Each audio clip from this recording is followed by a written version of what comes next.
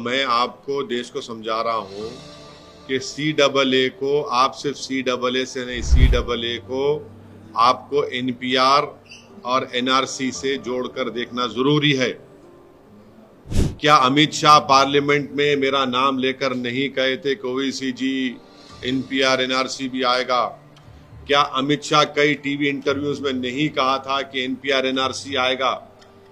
जब CAB था, बाद में CAA हुआ, एक्ट हो गया, वो जब CAB बिल था, जब उनका ऑन रिकॉर्ड इंटरव्यू है, पार्लियामेंट में उन्होंने कहा है। तो ये सब एक धुआं है और ये कोशिश कर रहे हैं कि असल इनका मकसद क्या है कि देश में NPR हो, NRC हो। अब मिसाल के तौर पर आसाम में जो NRC हुआ, सुप्रीम कोर्ट मॉनिटर्ड, 1600 करोड़ रुपए उस पर खर्चा किए गए, 50,000 गवर्नमेंट एम्प्लॉयज ने काम किया और 19 लाख लोगों को कहा गया कि भारत के शहरी नहीं है, नागरिक नहीं है। अब मैं फिर से कह रहा हूं कि उसमें 10 से 12 लाख हमारे हिंदू भाई बहन के नाम नहीं आए। वहां के मुख्यमंत्री ये कह चुके हैं कि उन 10-12 लाख हिंदू भाइयों बहनों को बगैर डॉक्यूमेंट के CAA के तहत उनको सिटीजनशिप मिल जाएगी।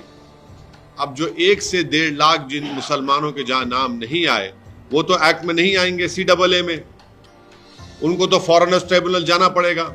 ये कौन सा इंसाफ है, बताओ मेरे को आप।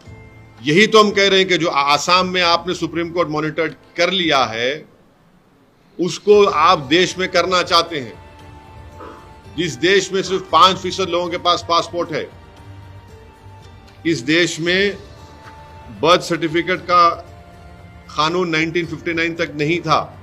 1996 में सरकार ने कहा कि सिर्फ 50% इंडियंस के पास बर्थ सर्टिफिकेट है।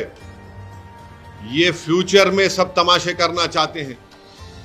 अगर मेरे ही देश में मैं स्टेटलेस बन जाऊंगा महज इस बुनियाद पर कि मेरे दादा का बर्थ सर्टिफिकेट मेरे पास नहीं है, तो फिर क्या मैसेज दे रहे हैं आप?